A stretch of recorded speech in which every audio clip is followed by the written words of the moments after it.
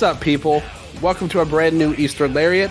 I'm your host, Dylan Fox, and today we are going over the results of the Wrestling Observer Newsletter Hall of Fame. If you listened to our show a couple of weeks ago, we covered the whole ballot this year pretty much and talked about everything, who we thought should get in, how things came out, and we've done it for years now. Gerard di Trolio from the Emerald Flowshow. It's good to have you back on for a first-time ever show, because we've done the kind of preview and talking about our ballot and stuff, but we've never actually gotten back after things got sorted out. And I mean, this year was like faster than usual. He basically got it out in a week after the votes were tallied, and then he went on vacation. Yeah, as I was expecting this, because last year it took like all the way until the next year, I think, right? It wasn't until like January until things got announced, the actual induction. Was it that long? Wow. Okay. Yeah, I feel like it was, but this one was definitely abnormally fast. And I do love, like, right when I go to him directly to sort out candidates, he decides to go on vacation. So it's very likely he has not seen my email that I sent to him, which I did put a lot of work into. I may have to resend that at some point next year. But, nevertheless, like I said, we previewed the whole ballot. We talked about every section and everything going on in it. And I have the issue in front of me right now, the Wrestling Observer newsletter. So what we're going to do is kind of break this up into sections, but it won't be nearly as long as the last episode. I told Gerard this, and if you are a Patreon subscriber, I have a history of, I guess, under-promising this, because it seems like anytime I say that, it ends up going longer than ever. But I really do think that it will not be this way. So let's talk about the ones who got in. That's really the most important thing, right? Ultimately. So we have everybody here, and we have the full results. We've got percentages. We even have last year's percentages. I'm reading them right now. If you have the issue at home, check it out. You can follow along with us here. So the highest percentage getter was Spiros Arion from the rest of the world. Big jump up at 78% of the votes, and that's a big jump up from 46.4 last year. So over a 30% jump for him, and over a 30% jump for the second place, which is Gran Hamada from the Mexico region, up from 42.5 last year, up to 75.2% this year. Dory Dixon, just behind Hamada. Hamada only had one more vote than Dory Dixon did, but they both made it. Dixon had 74.8%. Big jump up from 53% last year. I know our friend and somebody we all admire, Roy Lucier, got to contact him. Mm-hmm. So Dory Dixon made aware that he entered the Hall of Fame, and that's a really cool thing right there. And he deserved it anyway. He was one of the guys I said should be in too on the other show. But a great story nonetheless. Also, the chick magnet, someone I knew he was going to get in, because let's be honest, Gerard, the fact that I would even consider him basically made him an automatic yes for the rest of the world. And he was, in fact, not only did he get, it was the friendship bracelet that put him over the top. I think so too. I felt that myself. I think as soon as that happened, the thing with Drew, the things with the dog's name, I just knew that the voters could not deny him anymore. And not only did he get in, he was the highest vote getter in terms of total votes. More people voted in the modern region, as we would expect, than the rest of the world or the Mexican region. So he had 294 votes here, 65.5%, jump up from 52% last year. Right behind him was Cody Rhodes. He enters the Hall of Fame at 64.4%, jumping up from 48.1% last year. Sabu, and he had just gotten placed on the ballot. It didn't take him long to enter in. He had 64.1%. Again, only one vote shy of Cody Rhodes. Very strong percentage here, and he goes into the Hall of Fame. Finally, the only voter from the Japan region, not the voter, but the only performer from the Japan region to get into the Hall of Fame, Bobby Bruns from the non-wrestler region, 62.7%, He was close last year at 56.4, but he made the cut and got in, as well as Raul Paoli, who got in by an auto induction from Dave Meltzer. And if you want to know more about him, my friend Phil Lyons wrote an incredible biography piece on him coming in there and why he's so great and why he deserves to be in. Check out that Raul Paoli article that Phil wrote in The Observer if you haven't, because it was really good. He put him over, talked about his Olympic background, him as a promoter, what he meant to France. Great pick there for sure, and well deserving. So good stuff from Dave Meltzer, putting him in. Good stuff from Phil, putting him in. But Gerard, I do have to throw it to you now. In terms of, we'll talk about who missed the cut, but just in terms of who made it, what did you think of this group of inductees? First of all, 8 and 1, 7 voted in and 1 auto induction.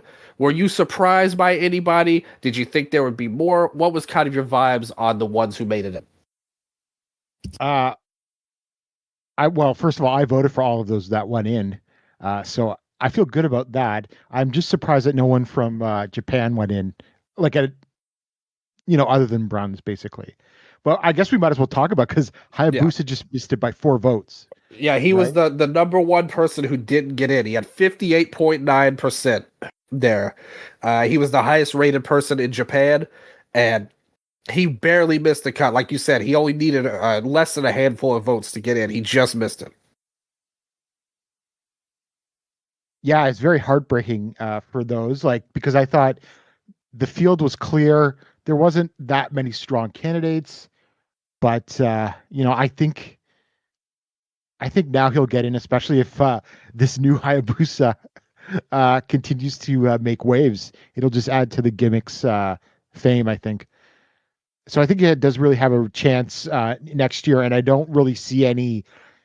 I only see maybe there's a couple of additions to Japan next year, but I am not too sure that any of them have a chance to get in better than Hayabusa. Yeah, I guess that was the big surprise, is that Japan got swept out of the active performers, or even just the wrestling performers, instead of Bruns, who's a non-wrestler. I just think that he's a guy that he did jump up. He has had a steady rise. He went 53% last year, and then he jumped up to almost 59% this year. And he's only a little bit away. And like I said, we're kind of jumping ahead a little bit, but the fact that Japan's going to have a couple of more votes next year, I definitely think that there's going to be some people to get in. I don't think it'll just be one next year, to be honest. Oh, really? I could only still see one, but we'll talk about that, I guess, later. Yeah. So you voted for everybody who got in. You went 7 for 7 here. Was there, like I said, so you voted for everybody that got in, and they all got in. Yeah. I guess I have to say, I think all of them, the closest, I definitely think Ariane, Hamada, Dixon were top tier, and I figured Ariane would get in because he was on that 15-50. He had to get at least 50 or he'd be off. And I think that's going to play a part next year too. By the way, when we get into next year's look. Hamada and Dixon, they had a lot of good hype behind them. I think they've both deserved it for years, and it's kind of like the dam finally broke for them. It's also a good thing for Mexico to have both of them out, because that opens the door for more different people to get more focus next year. So that makes Mexico a very interesting region for me next year. I want to see how that plays out. Although I was surprised about some other things with that. In terms of Punk, Rhodes, Sabu, like I said, I kind of figured they would have their time. Cody and Punk have both been on top, basically since the most of this voting period. It feels like they've been in main events, and especially Punk has been successful in them. And as far as Sabu, the death bump continues to be real. The fact that he got in, that gave everybody a second chance to analyze his career. And to be honest, there's been people that have greatly advocated for him At the end of the day, too. It's not like he just passed away and nobody knew about it. I mean, you Yeah, had these exactly. strong, like these strong pushes from people like John Muse, even Joe Lanza on Voices of Wrestling. Like, obviously, he's like a super ECW guy on Mhm. there. Those guys, and John Muse like ran his fan club when he was still around. So those guys who have a ton of sway and people listen, they make great cases for Sabu with a lot of passion. And I think that's coming out more and more as time goes along. I feel like if somebody makes big cases, uh, Ethan Tyler's case for Zach. I mean, we're going to talk about him in a second, but he saw a big jump, and when I heard him talking, and I was kind of against Zach. I even said it on my show that I felt like it would lower the bar if he got in. When I heard him talk about him, that really made me rethink some things at the end. And I think if you have these guys making big, passionate cases, whether written or on podcasts, especially ones that a lot of the voters hear, I really think that makes a big difference going forward. And even someone like Hamada, we talked about it on our show. The episode last year that the Open the Voice Gate guys did on Hamada, it feels like a lot of people went back to that. We were all talking about it, and it really helped him out finally get over the hump. So I think that's something we've seen with someone like Sabu, who had dropped off the ballot before, but as time went along, and now we have more people and more voters that are out here making cases for people. I think that was a big difference maker. Absolutely. It's like I don't know if Voice of Wrestling could take complete credit, but they have certainly over the years upped the amount of discussion and coverage of the Hall of Fame, and I think it's really had an effect. And now lots of people are doing it. Yeah, absolutely. And I shouted out those people when we posted our shows.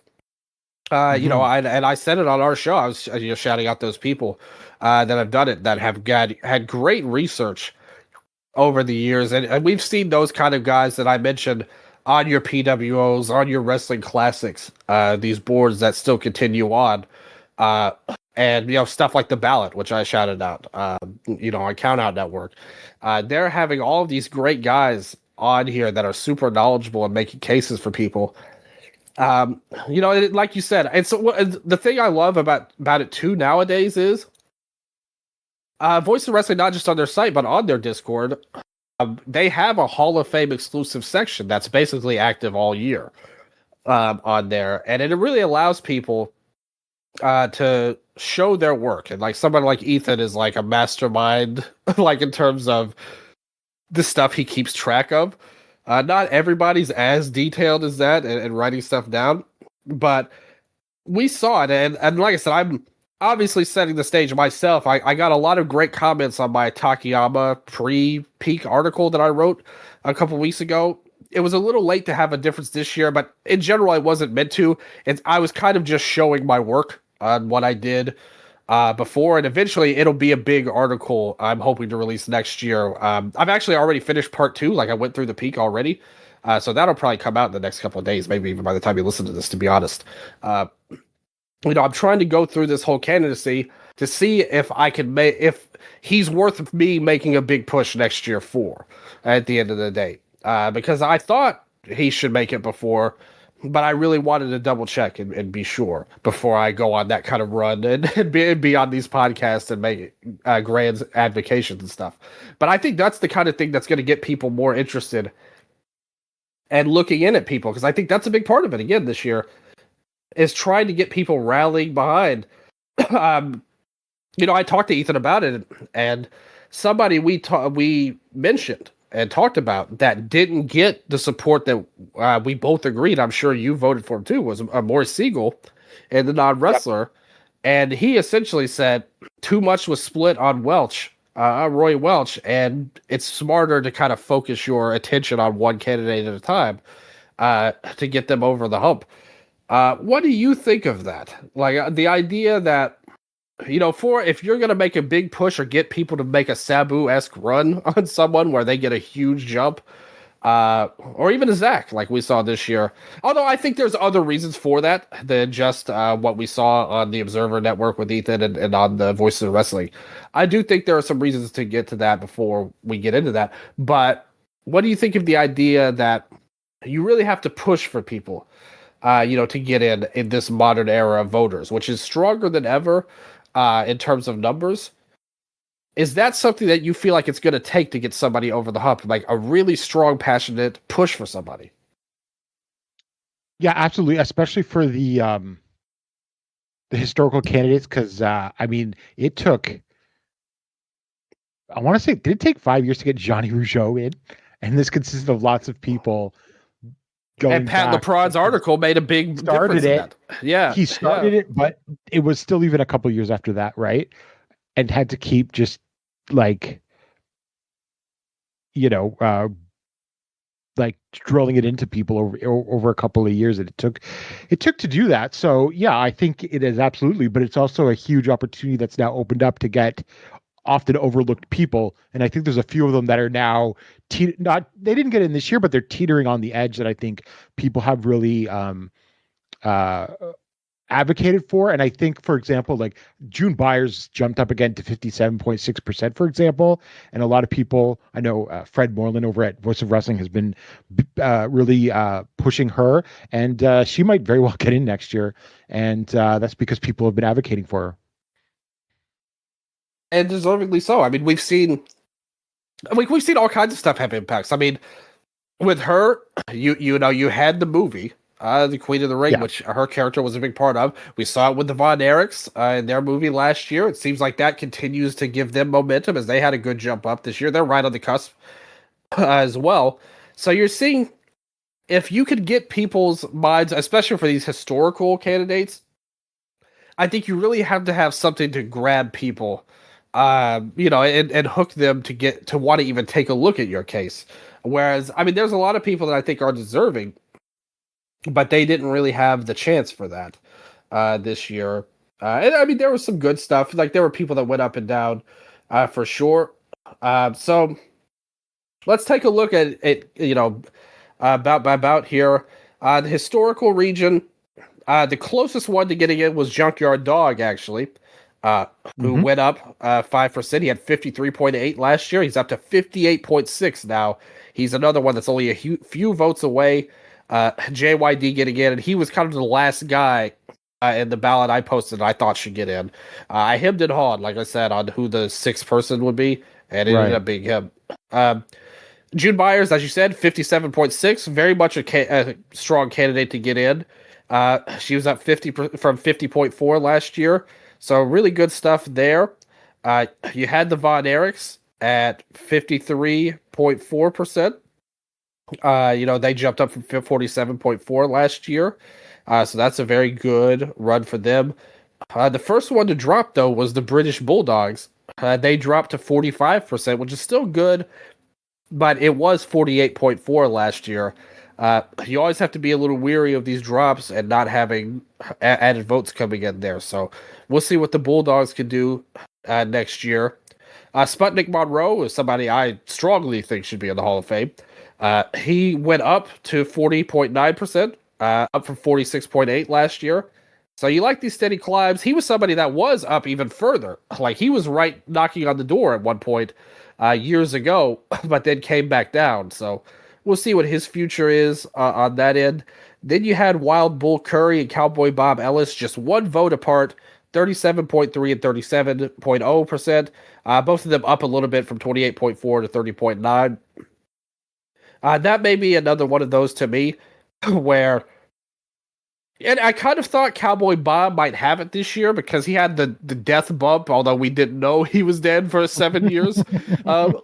So that may have negated it, actually. And we thought he was alive since 2018, but nevertheless, he was somebody I thought might get a big jump up, but it just didn't come to pass. I mean, he did jump up a little bit, but him and Wild Bull are right neck and neck there. So I do have to say that. Yeah. So after that, you had Ole Anderson at 26.7%. Big drop from last year at 40.2%. Oli is in that weird category where you're like, it's always been said that people that work with him hate him so much that it will prevent him. Now it just seems like every voting category decided to not like him as much as they used to. Gordman and Goliath, that's somebody you said you would vote for. Yep. They jumped up from 20.2% to 26. So that's very good that they were able to do it. They're another one that I think has a really good case. That's another candidate that I think that if somebody really dug super deep into them and like pushed for them hard, I think you would see them jump up because I think the numbers are there for them. Hart Foundation, which is Brett and Jim Neidhart, they were at 22.8, basically a standstill from 22.2 last year. Steamboat and Youngblood, again, standstill, 22.3, down slightly from 22.5 last year. Tully and Arn, they were down 2%. They were at 21.8, and last year they were 24. The Fashads, another team that I think has a very good case to be in my opinion. They were only up by 1%. They were up to 20.8. They were 19.5 last year. Iron Sheik dropped 9% to 19.4. So the big drop there. Alpha and Sika, the Wild Samoans, they had a standstill, 18.9. They were at 19 last year. Let's see. Bullet Bob, he was at 12%, dropped from 17.3. Mongolian Stomper, also at 12, tied with Bullet Bob, up from 10.6 last year, coming in there. And then Sweet Daddy Siki stays on the ballot at 11%. I like to think you being at his karaoke nights carried him on for that, in my opinion. Got him back in for another year. And finally, Parafurpo, he was at exactly 10%, down from 16.5. Somebody who I think is an underrated candidate. He was one of the ones that I thought was right up there. He's right up there with JYD for me. I think he really deserves it at the end of the day. Dropping off was Dusty Rhodes and Dick Murdoch. So they didn't make it, but don't worry. Dave Meltzer has not had enough of Dick Murdoch on this ballot yet. One day he will find a way to get him on, much like Drake and Josh once said. So next year, there is somebody who will be dropped on the 15 to 50, and as you mentioned, June Byers, which I think almost assures that she will get in my opinion. We've seen that make it. I mean, look at the difference it made with Arion this year, and I think June is definitely going to get in. Coming in there, but coming on next year, we do have a new candidate, Dick Murdoch, who had just dropped off the ballot with Dusty Rhodes and Dick Murdoch as a tag team. He's bringing him back as a singles. So, what's your kind of take on this whole historical region that I laid out there? The percentages, the people dropping, people rising.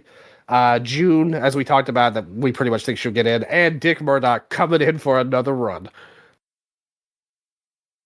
I think we're finally getting some movement in this. So I think next year is really going to help JYD and Byers. And look, I'm going to be completely honest. There's no point in adding Murdoch back on. He's not going to get in. This is what it does. Not going to vote for Dick Murdoch. Yeah, we've seen this. We know this. It's not your opinion saying this. We have the data right now. And I mean, look, there's been a lot of discussions about the modern candidates that got added on. A lot of discussion on one in particular. But I actually think they're not that bad compared to Murdoch, like coming in, because this doesn't make any sense at the end of the day. Like, I don't know what caused this overall.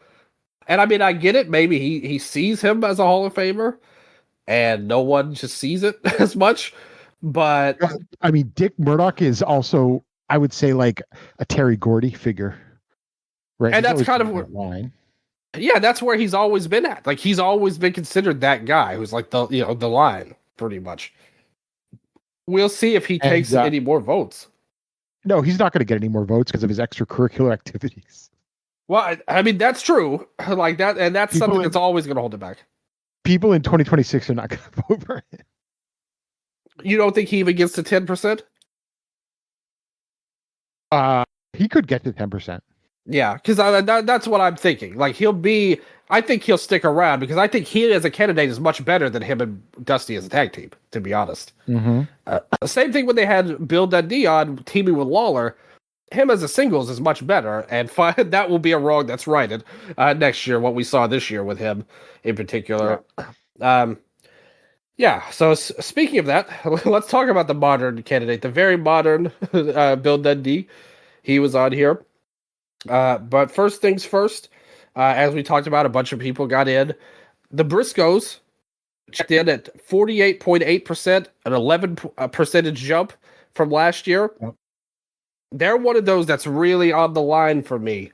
Like a lot of the ones we talked about, like with the historical, JYD, Buyers, even Hayabusa Japan, I really feel like they have a great shot to get in. The Briscoes, I just don't know. Like I feel like it could go either way. At the end of the day. But yeah, so 48.8%, that's very good. Like, that's still very respectable, no joke. Samoa Joe comes in at 36.5. That's a 13-point jump from last year. So we saw more people vote for him than ever. Matt and Jeff, the Hardys, they got a 12-point jump up to 35.6%. I mean, I might have to vote for the Hardys next year. I'm really thinking about it. I thought they were on the line this year. If they keep doing good business for TNA, it won't hurt their candidacy. Let's put it that way. It's it's longevity factor that they now have, right? They can still move tickets on a certain level, like almost 30 years later. So, that's something, right? And that's what I thought. Like this year, we didn't go super in depth, but it's like clearly they were influential. Like clearly they were also a top level drawing team in terms of longevity ever. You could do a lot worse than them. To be honest, I think they're pretty good. If they get in, I wouldn't have any problems. The Steiners, they were right behind them, 34.7. Just a small jump though from last year. They were at 32 already. Yeah. So they didn't jump up as much as the Hardys or Joe or the Briscoes, but they were in there. Another jump was John Moxley, up to 32.3%. He was at 26 last year. So, like, not a huge jump, but one that he did. It shows that at the very least, this Death Riders thing wasn't hailed as an overall negative toward his candidacy. No, I expect his vote total to go up because me too. I keep hearing from a lot of people saying like, "Oh, well, I'm not prioritizing Moxley, but I'll vote for him eventually." So I think that gives him some space to grow. Yeah, and I think that's fair. Like I really do. Randy Orton comes in at 31.6, a minor jump from 29. So he's making that climb up as time goes along. He's moving as slowly as he does in his matches. Yes, not as slow as that, I would say, but definitely not high paced. Becky Lynch came in 28.3%, slight jump from 25 last year. I just think in general, like we can lump in all these modern candidates, and it kind of goes to what I said. I really just don't think there's a good purpose having these people on if our opinion of them collectively, which these voting populace is saying this. Again, it's not just me. But basically, these people have cases, but we'll just vote for them later. Like they're not a priority right now. Like that seems like it's what it is for all of these people, are all in this 30% type of range. That there just isn't enough people ready to make that leap of faith for these modern candidates. There wasn't enough people to make a leap for Edge either, as he went down in percentage here. Well, it's not surprising. It's very funny considering he was like super pushed in AEW this past year. He had multiple main event stories. He still went down. Only 1%, but still 27.6. He's got a long way to go. Goldberg made a slight jump up, 27.4%. He was 24.5 last year. Still think he probably should be in. Yeah, but I don't know how much he's going to grow because this is the retirement bump. So it's true. Well, who knows? Maybe maybe he'll be pissed enough that he comes back for AEW and has another run as revenge for them cutting off his retirement speech on Saturday night. Yes. After that, you had the Outsiders at 20.7%. Basically a net neutral, and they were at 21.2, and now they're at 20.7. Yeah. These Outsiders voters will not let it go. The dream continues for them, and I do appreciate that kind of dedication. Even if it is for a candidate, I don't think that much of. I mean, I kind of get. I mean, I'm not going to vote for them, but I kind of get it why they have votes. I mean, it's part of one of the most influential and important angles of all time. So they were, no doubt about that. The Superstar gets 11%. Hopefully, he is on like the historical candidates where he belongs. Yeah. I'm surprised he only got 11%. The thing is, it's not fair though. Like, how do we compare him to anybody else that's listed in this region? Yeah, like it's insane. I mean, Japan has that problem a little bit. I mean, like Tiger Jeet, like, how do you compare him and Zack Sabre Jr. to each other in a lot of ways, right? On that end, and I think that the Superstar was not going to do well, and I fully anticipated it. Well, I mean, here's the thing: Cage Match has Dundee's last match recorded in 2019. Was it for a major league promotion though? That is the rules of this Hall of Fame. He has to be a major. He in 2019 he worked the Bobby Eaton Memorial Show. He worked the GCW show. He worked the GCW is not major league. Don't even play. Scenic City. Listen, I mean, I've known Dylan Hales for many years, Gerard, but that does not make that a major league promotion. You're not winning me over with this thing. He should be on the historical, and like I said, hopefully it gets fixed. If not, then we're gonna see Bill Dundee. It's gonna take a fall, much like his nightclub that he ran in the Memphis area. A real surprise to me, probably one of the most surprising numbers on this whole ballot. Mercedes Moné debuting at 10.9%, which is, funnily enough, the exact same number Trish had last year, but she dropped to 10.5 this year. And finally, Seth coming in at exactly 10%, so he survives. Some big surprises there. So what do you explain the... Seth, I understand. Everybody hates him. But the Mercedes number, what do you think? Is that just like a lot of people being like, she's in the middle of the biggest run of her career, let's just let it play out? What's up? I didn't vote for either, but I'm totally open to it. I love Mercedes. So, yeah. Exactly what you said. And this is the problem with putting her on. Why, logically, would you vote for this person when they're literally in the middle of their biggest run of their career, just like you said? Like, what's the harm? Like, what harm would it do to wait another year or two on her? Mm-hmm. And I think a lot of people think that way. Again, it's a problem with the balloting process. I get why, like, it's done this way. And Dave's made his case for it. He stated before. He hasn't just ignored this.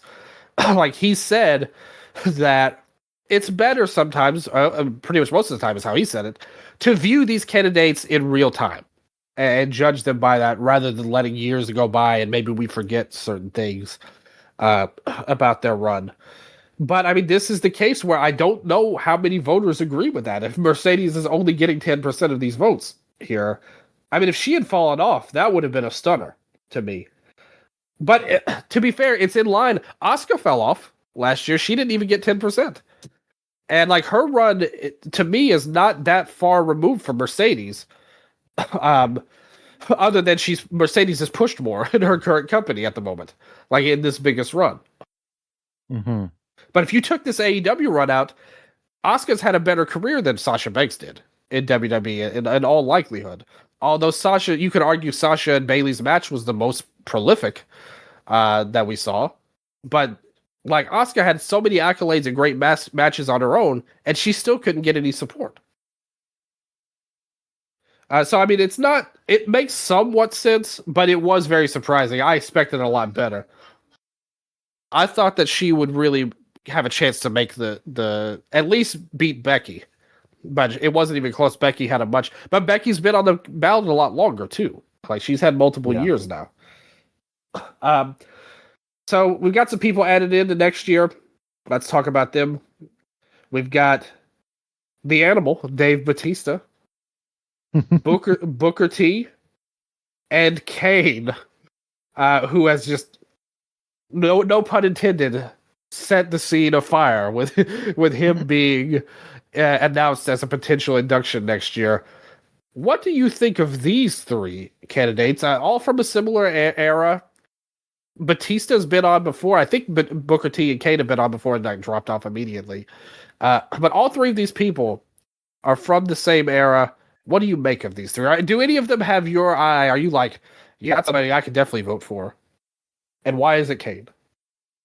No, I think he's the worst of those, actually.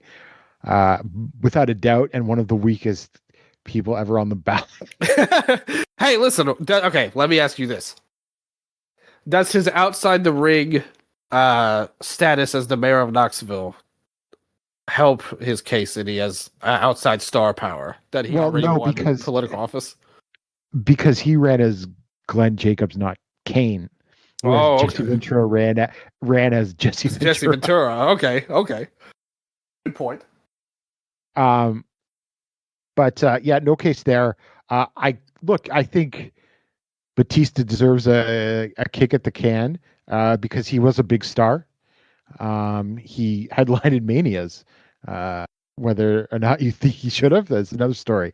But he should be in the conversation there. And look, I think Booker T's a little underrated in a lot of ways. I think he gets unfairly treated sometimes because of his commentary skills. B, I would say probably from 2003, 2004 onwards, he was sort of almost after the Triple H debacle at Mania. Yeah, he was almost just a comedy figure in a lot of ways, especially in WWE. Maybe a little less so in TNA, but no, he was still a comedy figure in TNA. Remember Black Snow commentating during his own match with Kevin Nash? Okay, but that was very funny. It was. I'm not going to deny that. I do love his feud with AJ Styles too, where in TNA, because this was the short-lived TNA Legends title that they had at the time. Because obviously Booker T's group was called the Main Event Mafia. They were all legends, quote unquote. So he brought in his own. Sting. Yeah, Sting was in there, even though he was a babyface in a heel group. It's totally stupid. Like no booking at its worst. But so he brought in his own title, and AJ won it.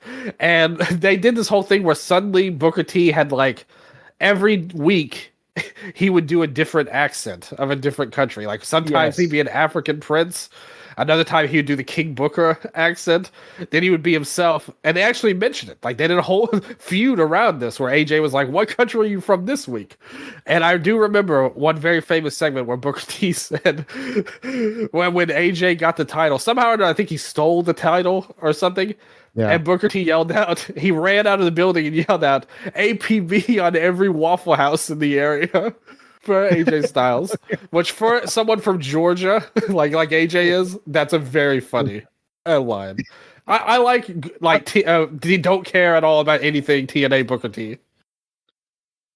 So I mean, I was a big Booker T fan in the last couple of years of the Monday Night WCW years. I think he was one of the only ones that tried at the end. Well, and I was thinking even more so starting in '98.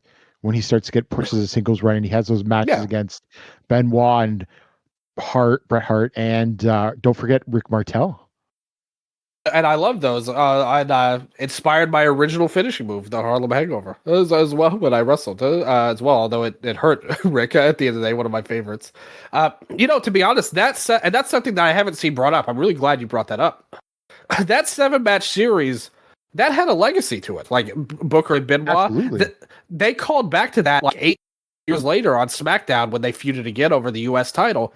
they did an exact same repeat of the set. I mean, it was stupid at the end. They had like Orlando Jordan like substitute for him in one match because it was 2006 SmackDown, which is like one of the most god awful programs we've ever seen. But they actually called back to that almost a decade later, and that match had that feud had some really good stuff in it. And Booker really held his own. That was a great breakout for him, and really helped elevate him to the main event spot he would get.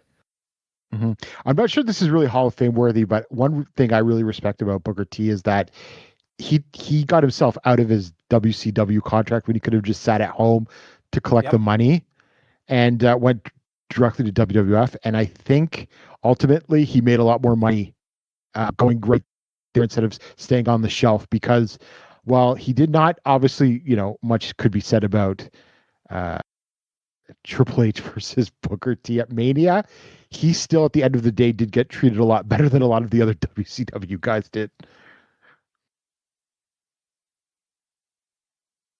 And that Triple H thing, it's almost universally regarded as one of the worst booking malpractices of all time, pretty much. Because if you look at that, Book was super over then. He deserved to get that match in that spot as the top babyface. But even if they did all of the racist angles leading up to it and he won in the end, it would not have looked as bad. People would not be as hostile to it.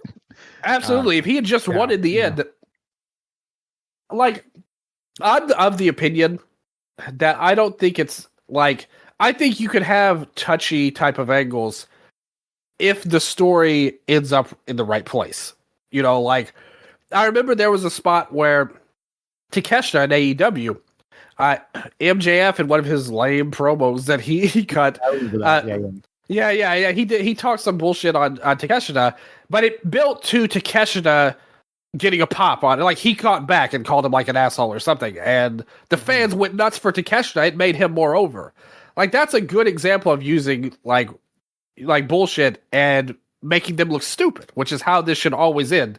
The racist can't win in your storytelling. That's fucking stupid. What were they thinking? Well, I know what they were thinking. Triple H, an egomaniac, could not lose under any circumstances.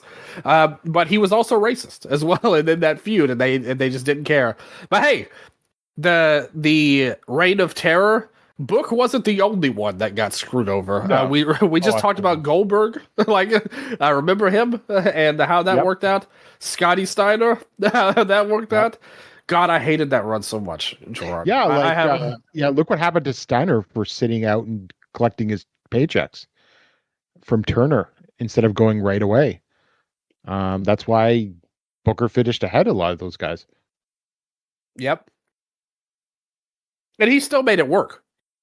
After that bullshit, his career could have went down the toilet. But he ended up becoming a memorable character, got a world title run out of it, and is a good worker. His niche. Yeah, he was a good worker too. Like I said, he kind of gave up at the end, and when he went to TNA, he totally gave up. At that point, it was over. But he was a good worker. I was a fan of his too. I don't know if I call him a Hall of Famer, but he deserves his props. I don't hate him on the ballot. Even Kane, I've seen worse, in all honesty. If you really look at him, he had a ton of main events. But realistically, though, how long did Kane's aura really last? Less than a year? It was okay until they took the mask off. And that's when things went really south. I would say some of it was lost even before then. He was, but Kane was super over. When he came back that time when the Un-Americans were about to burn the flag and he ran out, he was a really, hot babyface. And then, of course, our friend Triple H, the killer of all pushes, ended up deciding to, dry hump a corpse in his mask.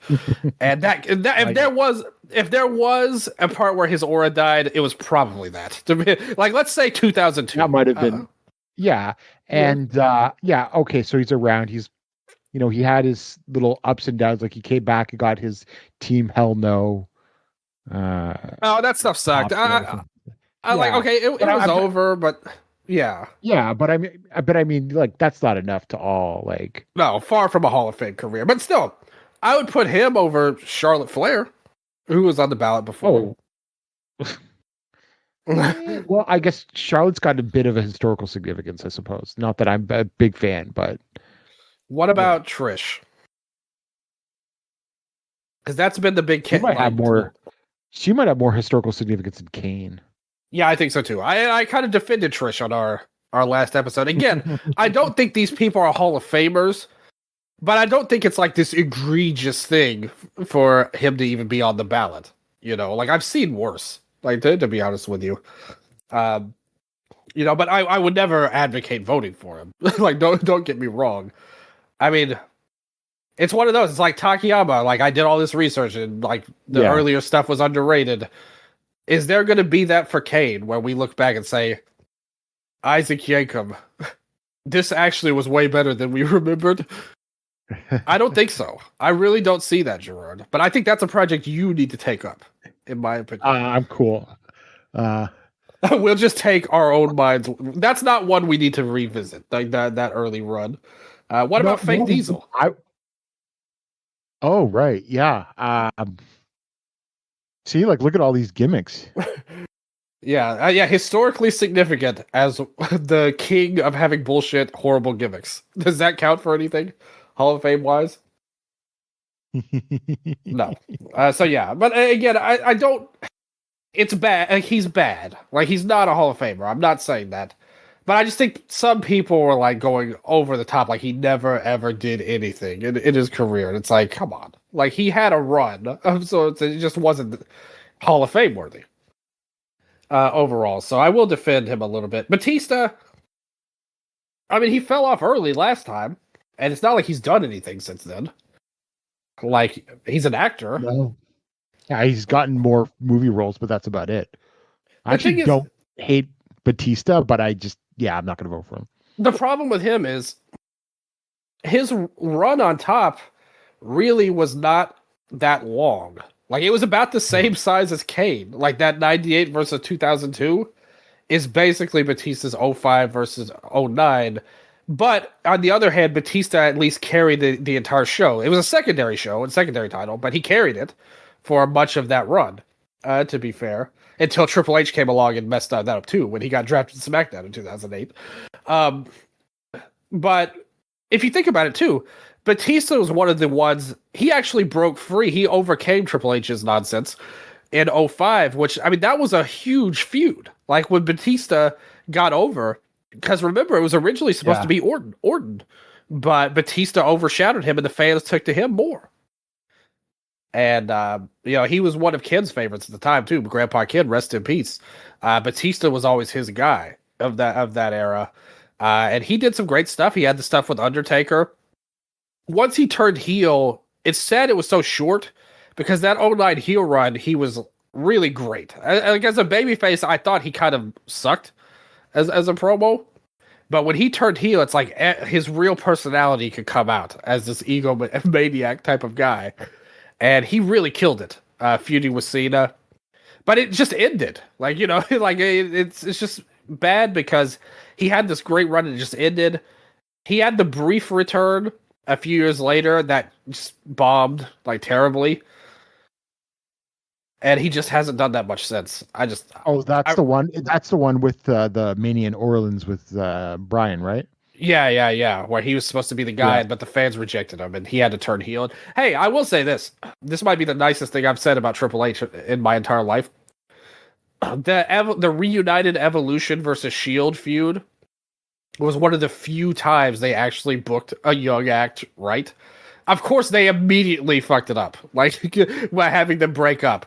But if you remember, the Shield went over Evolution like 3 straight times in that build, and they had them just really look great. And Evolution did a great job. Batista was great in his role as the big guy, but I definitely think they had a lot higher hopes for him than like back to his old role pretty much in 03. 15 years later. And I don't think he's come back since. Like, did he have any kind of run after that? He had the retirement match against Triple H at a Mania in 2018 or 2019. Yeah, man, That sounds like a big thing, but I barely remember that. Yeah, Like, no, it wasn't as big as you thought it would be, and the match wasn't that good. Well, it's Triple H, so I expected that. But yeah, I mean, I think he's someone to look at. I'm not really buying any of these three, but I also don't I don't have a vociferously bad reaction against them either. I know some people do against Kane, especially. But I'm just like, well, okay. And I made this point.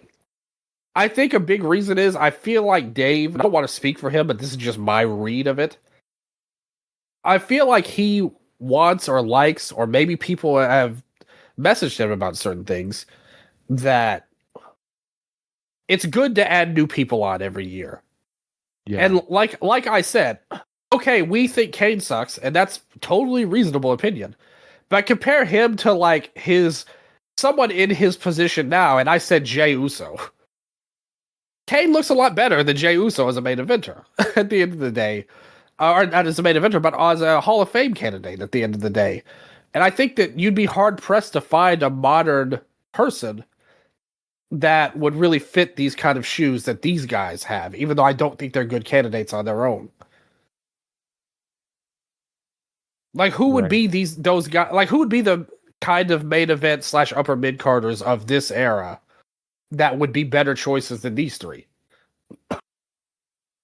This era? Yeah. Like the modern era.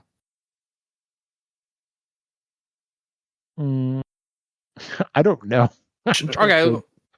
We had Drew on this year and he fell off. Okay, yes. That's actually a very good point. I forgot about Drew dropping off. Yeah. Even as did FTR. Yeah, they both dropped off. They're both sort of upper mid-card guys, right? That get a decent amount of screen time. Yeah. They have a good push going on right now. I love that angle they had on Blood and Guts. I talked about that on Wrestle Update, the one where they got in their Ricky Steamboat. I thought they did a great job in all of that. And I love them as workers. I mean, if you're talking about pure in-ring, then those two we just talked about that dropped off are probably better than the three we're talking about. But in terms of honest,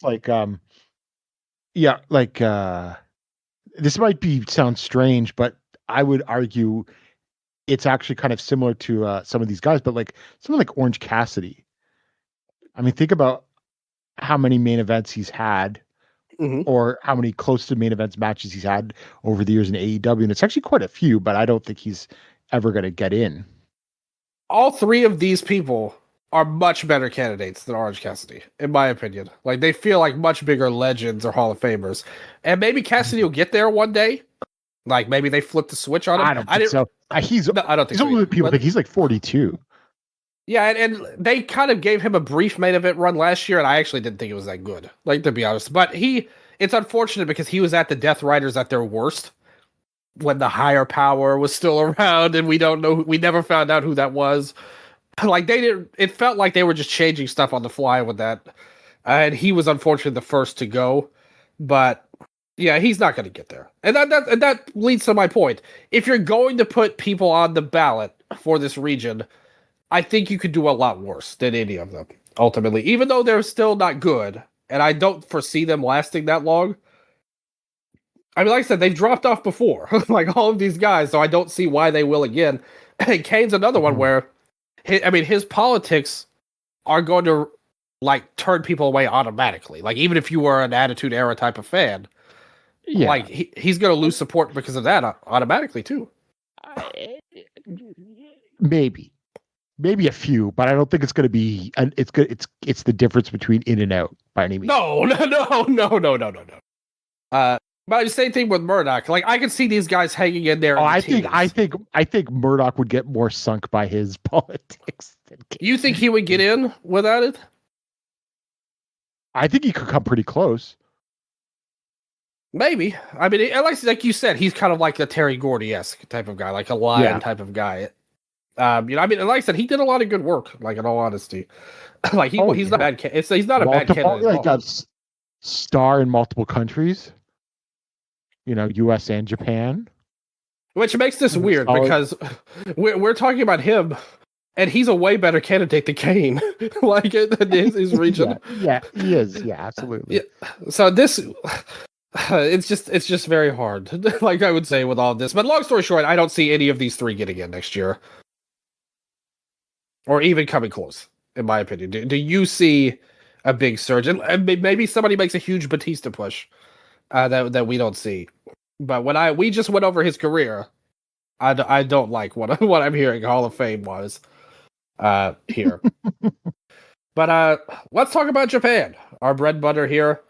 We mentioned him earlier. Hayabusa, 58.9%. He's right on the cusp of getting in there, up just over 5% from last year. Great run for him. It's gutted that he didn't get in, and I kind of wished he would get in, just so we'd have less people on the ballot next year, more than anything. Zack Sabre Jr., the biggest riser of anybody. He was at 16.3% last year, 49.7% this year. He was right on the cusp. Big surge after this complete failure of a title reign that he had this year. Really swayed a lot of people. It seems like he's a beneficiary of the field being cleared. Yeah, and that's a point I want to make at the end of this, but I'll run down the Japanese side of things here. So those guys were pretty close. You had Toyota and Yamada at 33.8, but they had a dip from 42.6 last year. Did it's not a massive dip, but I just don't see how they're going to get back up if they already dropped it. Yeah, it's tough. He never likes seeing those dips. Yeah. But I have an argument against that. We'll talk about it for a couple of people in this region.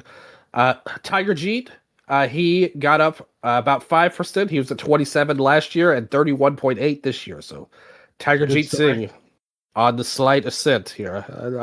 I think you need another article to push him over the top. Yeah, I know. Yeah. Like that's what you need to do. Just re-release the old one but pretend it's new. Like on there. And maybe that could help. We had Yoshiaki Fujiwara. He had a slight dip. He was at 32.6 last year, down to 28.3 this year in there. So Fujiwara, always one of the most talked about candidates in certain circles. Didn't get a lot of love here. Io Sky, debuted at a 23.9% clip. So better than Mercedes, at least, but in the Japanese region, of course. But I think that's a pretty good run for her. I think she's another one that suffers from, why don't I just wait a little bit on her? Like if I'm going to vote for someone. And I think that's true of all of them, including her. Yoshihiro Takayama, we saw what my word means when I had my article for him. Down 9% there from 30%. Like I said, I didn't really get it in there in time to really do anything. But still, down 9% from 30.1 last year to 21.3 this year. We'll see what I can do if, again, I don't want to make my declarations until I'm done with the research. But it's looking good, long story short, that I may try to push him for her more. Masaki Mochizuki, just one vote behind, 21%. Good debut for Mochi here. Did this fit about where you thought for him, or did you think he would be higher or lower? I could see a little higher because I feel like he's been around long enough to have name recognition among the kind of people that would vote in this category. So I would say maybe 30 to 35, I would have guessed, to be completely honest. Yeah, I mean, we'll have to see. I think next year is going to be vital in determining the future of this region for the reasons I'm going to get into. But I actually thought this would be about where he landed. Non-New Japan guys have struggled historically in this region, especially modern candidates. So, like, if you compare him to somebody like Amara Fuji or Sugiura, who, like, star power-wise, I think unquestionably has eclipsed him career-wise. Yeah.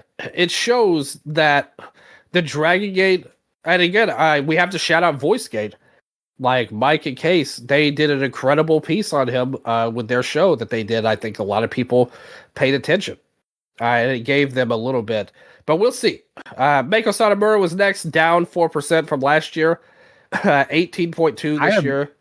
22 I'm shocked at a drop, especially in her retirement year. And I voted for her for the first time, and somehow she dropped. It's just very strange. I think it's going to be tough for her. Like we talked about Yamada and Toyota. I think it's like double true. Like her dropping when the field opens up like this is just, not good for her. Yeah, like it's going to be tough. I mean, she's a great worker and a legend. I mean, we went over hers, and she would not be any kind of bad choice for a Hall of Famer. But it's worrying the totals even more than usual. Again, I'll talk about that in a second. We're almost done. Inoki and Sakaguchi down 2%, basically neutral. 16.6% this year, 18.4 last year. And still though better than Kojima and Tenzan at 13.4. They will hang on forever, I feel like. But they stay on. The big news though is next year we got a bunch of new candidates coming in. Penta, somebody I did email in my email to Dave, I listed. I know I'm not the only one that told him that Kenta should be on. Great Sasuke, another person I picked last year that I thought should be on. I know Case is going to be happy about this. Tom Nakano getting on the ballot. A little bit of a surprising choice because I knew that Modern Joshi was probably right around the corner to see some people on, but I think it's interesting that she was the pick. Tom Nakano getting on there, as well as Kyoko Inoue coming in, who was on a couple years ago, and she fell off. Yeah. Really weird. That's another one like the Americans. We forgot to mention too. I apologize for the modern. Gunther is on next year too.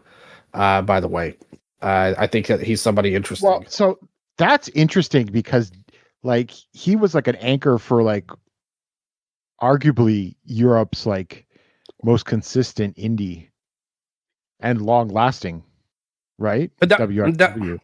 That was somebody. That was something a listener messaged me afterward, or my longtime friend Ed.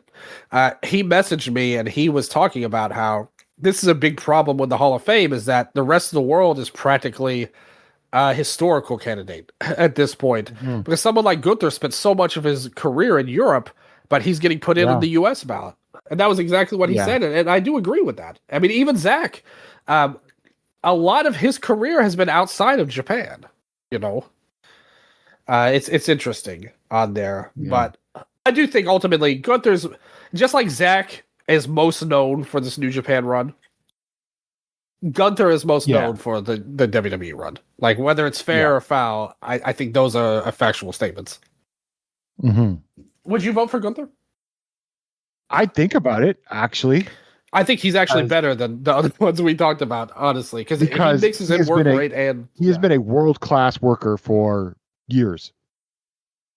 He has longevity, even if it's not always on the biggest stage, and he's a big star in Europe for a number of years. It's and to be fair, when he was at the top star, that was basically Europe's highest peak in decades. Like when he was the top star, and he's also probably going to retire Cena. Yeah, I mean, like he's going to be an interesting case next year. We're gonna, we'll probably end up talking about him at some point, but he should be somebody very well respected on the ballot. But what about the new Japanese stars? Like I said, I'm puzzled by Inoue, even though I like her a lot. I think she's a great worker, influential for sure, versatile with her tag work with Takako, and obviously runs a company and has helped train different people, but. It's just weird because she fell off. What do you think, though, the argument that her like working peak wasn't that long before injury started to nag at her? It's true. Like I said, that's exactly true. I don't think she's a Hall of Famer personally, but I don't hate her. Again, she's another one. I don't hate her candidacy at all, but she's don't on the line for me if I think about like that era. Had some great matches, and her Toyota match did win the match of the year, like in the Observer newsletter. She had plenty of great matches again with who's Takako. In from that era? Toyota, Hokuto, Aja, Bull, obviously. So somebody to me would be like, okay, so here's my take. She would be the next level, like the next tier, right? There's no one really not in that's bigger than Kyoko. In terms of from that bigger, era. again, the only person that I would think of that should get a look, in my opinion, would be Dynamite Kansai. And she's Okay, a yes, that's a JWP. good one. I would rather her be on the Or ballot than wait, Kyoko. has Ozaki ever been on? I don't think so. I mean, there's something there. Yeah, Uh, that's just by another person I pure. think would be a better candidate. I probably should ask Dave. Should have asked Dave for this, but I will do it next year. I keep forgetting to do it. But LCO, That would be another great candidate. That because I think would be better than Kyoko. here's the thing. I think that they are a better tag team and have a longer run than Toyota and Yamada. They've longer. Yes, I think that would be Yeah. true. I don't know about better, but it's No, hard. It's I would, hard. yeah.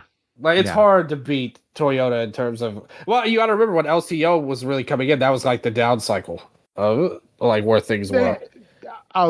They got a bit in the glory years, but yeah. Yeah, it's something I have to research more. But at least in my mind's eye, they're kind of the top team from '95 on, not Yes, before. Like whereas Yamada and Toyota were the top team at the actual peak. So I mean, we'll have to see. And Kanzai and Ozaki as well. We're also doing those amazing matches. But still, in a way, is not a terrible candidate, but not somebody I would have picked above. LCO I'd pick above Inoue for sure. Oh, I forgot. What about Kandori? Now that would be interesting. I mean, it has one of the most legendary matches of all time. Yeah. And not just that, she's underrated. Listen, when we did Greatest Wrestler Ever in 2016, Kandori was, I think, my second rated Joshi to Jaguar Yokota. Like, she was top 20 all time for me. Like, Kandori. Yokota was the only one I had above her in terms of a Joshi wrestler. So I love her work. And I think as a pure work rate candidate, she's there. She has the promoter stuff to her. Influence, significance. I think there's some there. Do you have Arcean without Kandori doing that sort of stuff before? Man, that's a whole thing you have to look at with Rossi and everything at too. Like it took so many things for that to happen. But she probably had a little bit of influence. Again, I would say I don't think she has a Hall of Fame level, but it's not nothing either. Yeah, exactly. Work-wise, she's a Hall of Famer. Like I would probably vote for her, to be honest. Like if she were on there, like I don't know if I can name 30 better wrestlers, 25 better wrestlers than her in all of history. Like to be honest, in my opinion. But regardless, plenty of people. We will try to get on the ballot later on. What about who we got? Tom Nakano. Do you have any thoughts on her coming in? Just not long enough. Kind of wish that she was on the ballot this year if you were going to see what kind of bump she can get. But and I'm going to be I don't think she would make it. I mean, she absolutely deserves taking Stardom to another level, but in historical perspective, it's not that big. On top of it, she's basically immediately got surpassed by her successor. Yes. And look, I'm sorry, but I'm not talking about any of these Stardom names until we start getting 10,000 people. Yeah. Well, not, look, could I see myself in 10 years voting for Azumi as a work rate candidate? Sure. But I don't think really, if you look at drawing, any of these Stardom people have that case yet unless they start running the Dome or Sumo Hall or Budokan more regularly and do well there. It's been argued that we should look at drawing contextually. We talked about this a bit on our last show, and I basically agreed with you over them, to be honest. But even that though, like, yes, it did go up, but if we're going to add context to it, then I guess this is another point for Bushiroad executives, because they're not getting that unless they buy Stardom. Like that, regardless of Tom or anyone else. Like, the company was never going to jump that far until Bushiroad bought them. Yeah. For sure. I mean, like I said, everything's contextualized, but it's still not a Hall of Famer at the end of the day, and not long enough for a work rate. Even though I'm a fan of Tom Nakanos, don't get me wrong. Uh, I like her a lot, and I think she was a great main eventer. Some of her booking was weird, overall, and there were some times that she's not a Hall of Famer in my book. Like, long story short, I don't even need to get into it that much. What about Great Sasuke? Yeah, look, there's something there in terms of influence. I mean, I'm not sure he would ever he's like Hayabusa in the work, like sloppy, but also insane and influential. And there's something to be said about and to be fair, he did it a lot longer than Hayabusa. A promoter for 30 years, and he sort of set the tone for now. I'm not calling it indie, but we don't want to do that in Japan with Michinoku Pro. However, after over 30 years of Michinoku Pro, I'm not sure how many years have actually been profitable. Yeah, that's the Don Owen way of promoting. It's been around forever. It was never actually that big, though, outside of its region. But I mean, he did shape regional wrestling promotions in Japan. There's no question about that. Has one of the greatest all-time one-night performances in J-Cup 94. Yep. Again, he had his ups and downs, but for that night, he looked like one of the best ever. And it was very memorable. It's something that's lasted forever, basically. And I mean, Michinoku Pro had influence on the direction of the Lucha Risu style, and isn't it funny? The career of a few stars. In a lot of ways, wouldn't he be as good at least of a candidate as a non-wrestler than a wrestler?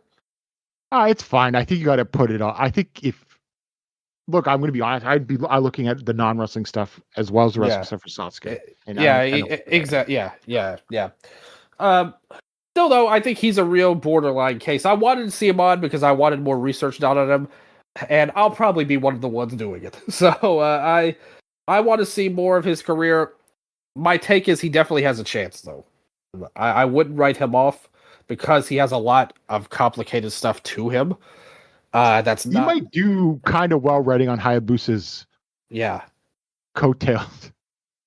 He's such a unique candidate for what he's brought. His career is really one of a kind, and you can't get to however many people. Yep. And then finally, Kenta coming on next year. I'm seriously consider voting Kenta out of all of the new candidates. I think he's the strongest. And me too. Look, I think he deserves something for this year. It's not setting the world on fire, but it's certainly a great resurrection from what we thought he was. He's another one that has a really weird career when you think about it. But he's also really influential. That's true. That's the thing. It's hard to really summarize his career as one or two things because... You think he's more influential than Marufuji? I think they're both heavily influential. I said this on, when I did the must-see matches show on their match in October 06. One of the things I said, I remember, was we've seen dozens of Kenta versus Marufuji matches, and they weren't even in the building, if you look at the indies of that time. And there were... Kenta, in particular, though, I think was more influential stylistically in some ways, in terms of his persona, not just his wrestling ability or moves. But then you also could say you have a man Pepsi-loving wrestler that just got to the Hall of Fame this year, that many would say was heavily directly influenced by this singular performer in ways that is not seen in any other on this ballot. I think he's a great candidate. His in-ring work was phenomenal the first 10 years of his career or so. Probably that, if I'm not 04 to 09, you could easily put him as a best in the world level wrestler. Absolutely. He had some of the best matches in Noah history and ended up building a true legacy. Both tag and singles. Absolutely. Yeah, the Marufuji and Kenta team was incredible. Like, if you look at their run, even though it didn't last forever, it was another short run, but they had a great run as a tag team with matches, and then he just parlayed that into just amazing success. Then when he finally did, he had some injury issues, at the start of the 2010s that kind of took him down a little bit.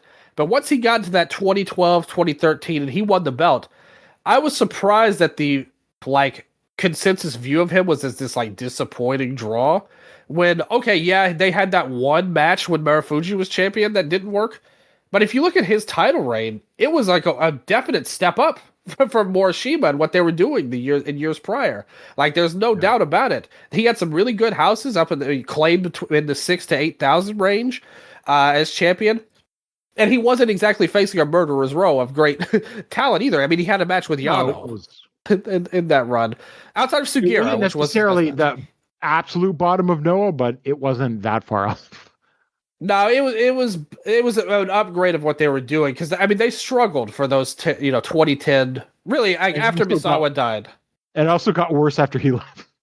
Exactly, that's what I'm saying. Like, he actually helped. Like, if we're going to contextualize his drawing, he was a 100% positive difference maker as the champion. Again, from what they were doing since Misawa died and what they did. A part of it is because Suzuki was the one that really came after, but he Kenta's run, it was great, and then the immediate future after it was very good. Like, this isn't talked about enough either. He parlayed that into a Nagata run, which was still quite successful, and a Marufuji run that was better than his original one 8 years prior. Then Suzuki came in and everything collapsed. That was the dirt worst of everything in Noah. But Kenta was not a bad draw as champion at all. Even in New Japan, his one big main event push was highly successful against Naito. Yes. And even, in a lot of ways, he had the main event angle on the Tokyo Dome show. He wasn't in the match. Well, but that match against Naito was in Osaka Joe Hall, right? Yeah, but it was set up as the Dome, when Kenta interfered after Naito's title win on there. Yeah. And that did a great number in Osaka afterwards, as you mentioned, the New Beginning. Then he came back to Noah, and he's had a really good run. I kind of talked about it. I just actually reviewed his loss against Inamura, his title loss. And I don't think this run was actually that good when you think about it in terms of... Well, look, the biggest issue was his opponents. I will defend the Kiyomiya match for having its moments, but it also suffered from Team 2000X. Yeah. And of course the Marufuji match was the Marufuji match. And if honestly, none of this is his fault. Had just gone as good as it could have, if Marufuji had been competent, or you know what I mean? It would be a much better received reign. But hey, look, he got his big moment where he's victorious in Sumo Hall. And him versus Keno was an incredible match. I was really surprised. I was listening to your Emerald Flowshow, and you didn't bring that up as match of the year for Noah. I thought that match blew away Ozawa and Kaito, personally, if you're asking me. And the Kenta. I think I like Kenta versus Inamura more. Yeah, that's interesting, but I think Kenta and Keno was a great match overall. So if you think about it, if you did love this Inamura, and to be fair, I didn't love the Inamura match, but it did have a high rating on Cage Match. Clearly, a lot of people liked it a lot. So he sandwiched in two big title matches that were great in between two. I'm just rating what happens between the bells, not what Inamura is doing in his promos. And that's fair. That's totally fair. And I love Inamura as a wrestler too. Don't get me wrong. So at the very least, none of this was really his fault, even the bad stuff. And it's not okay. Let's put it this way: it's not like Noah tanked with him as champion either. And in fact, it could have gone down with Ozawa getting hurt, and he kept things afloat, at least. Yeah, if he didn't come back, that could have absolutely happened. I think. Yeah. So, he did a good job as champion, even though his opponents maybe weren't always the greatest. So, anyway, long story short, I think he has a really strong case. I would vote for him, to be honest, especially considering next year we're going to have 5 votes in the Japanese region. Yeah.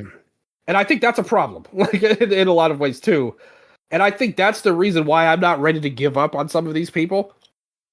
Because somebody like a Toyota Yamada, they might have gotten squeezed out with this 3-vote situation at the end of the day. So if most people are voting for Hayabusa coming in, and maybe you're somebody who wants to vote for one of the EO or Mako, you've only got that one spot left, and suddenly some people might have gotten squeezed out. With 5 different votes, that I think that changes the game in a lot of ways. Yep. Suddenly you've got a lot of free space to do, like to look at here. And I think it's going to be interesting once all of the smoke clears next year. We're talking about, hey, what's your final vote going to be? You're going to have some people that were borderline are suddenly going to be yeses with the 5 thing. And to be honest with you, Gerard, this is something I thought about. I still don't buy Zach at all as any kind of Hall of Famer. No, I don't either. But I'm going to say this. Again, Ethan made a passionate speech for him about not just his Japan run, but thinking back to his Evolve run and the stuff he did in Europe. Sure. Like, that stuff counts. Like, those were great wrestling matches on an indie level. Like, not a Hall of Fame level.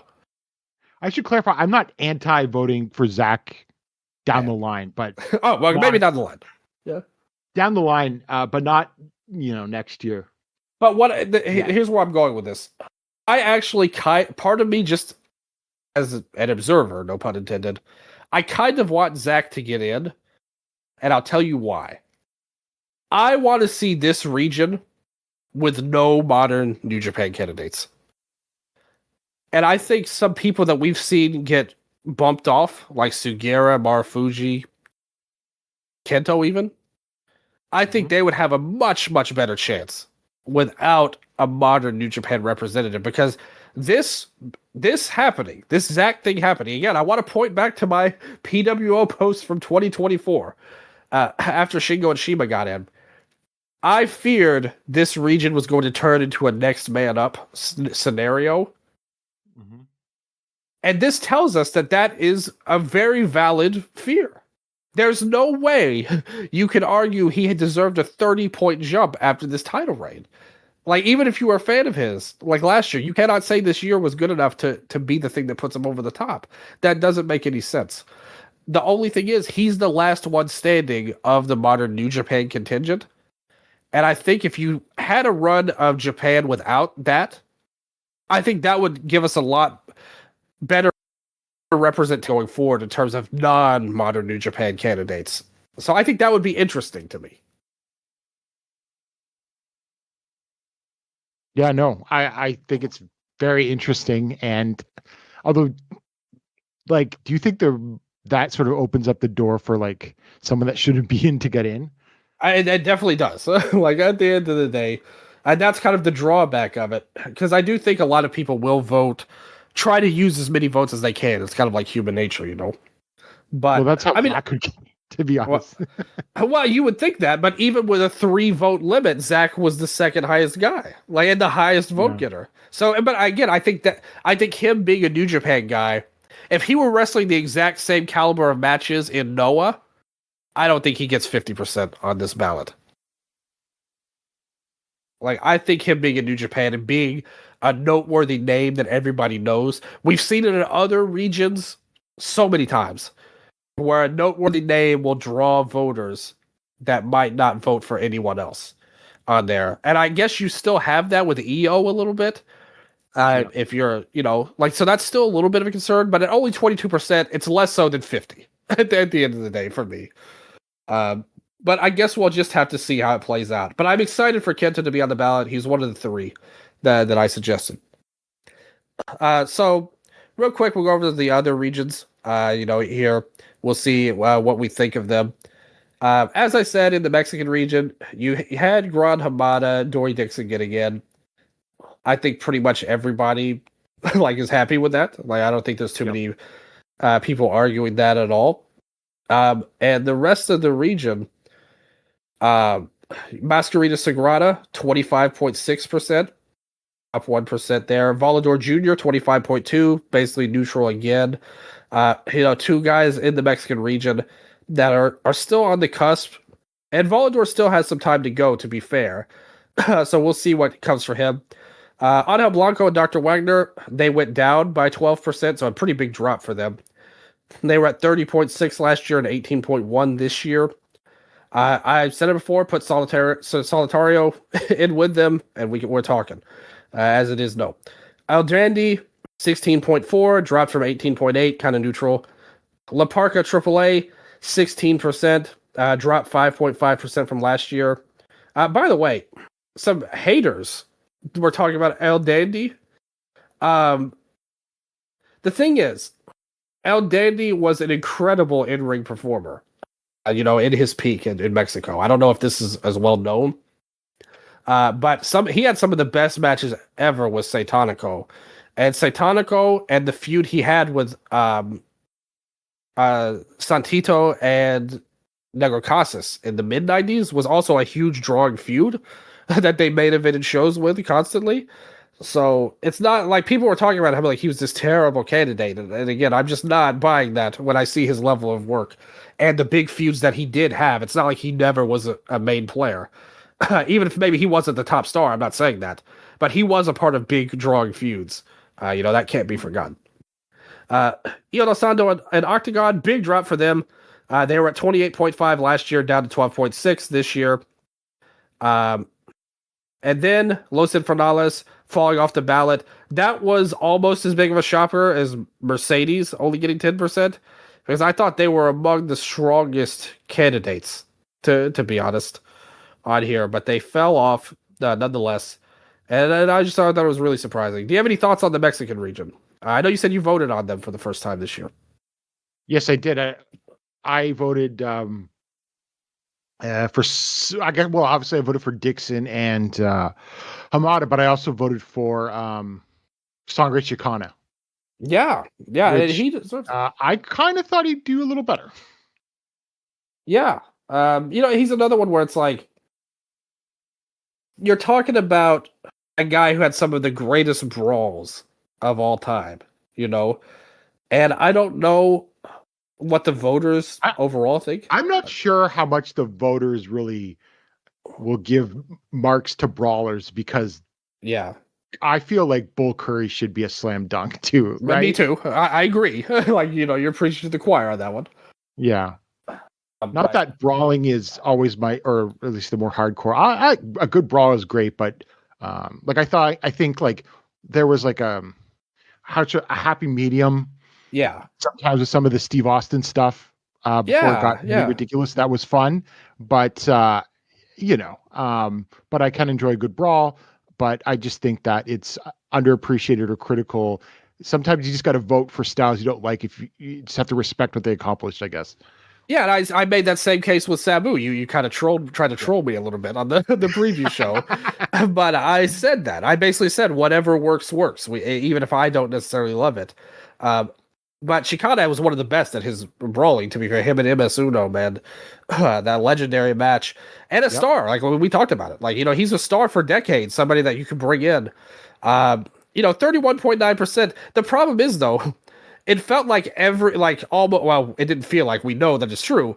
Almost everybody voted for the two that got in, and the third pick was all like a mismatch of everyone. And that's why, Sangre Chicana was the highest ranked guy outside of the ones that didn't get in. He was 31.9%, but he was still higher than everyone else on the ballot. So I think next year, he's going to be a guy that he has to be one of the favorites to get in my opinion. I don't know if anybody will get in, but I think of everybody, he might be one of the best ones. And no new candidates next year for Mexico either. No, we do. We have Los Espantos coming in. And they're a strong candidate, to be fair. I didn't even know that they weren't in, actually, to be honest. I don't know how that'll go, and I think that that's going to be another one. The problem with these old Mexican teams is that they're heavily reliant on research and stuff like that. Because of the embargo on TV, like Lucha Libre on TV for all these years, back in the old days. So we'll have to see how they do. But I think Chicana, one of the stronger candidates. Nobody really had a great run outside of the ones who got in, and we'll just have to see how it plays out. It's a real wild card region next year. Uh, rest of the world, this was a interesting region. Jose Torres, 57.3.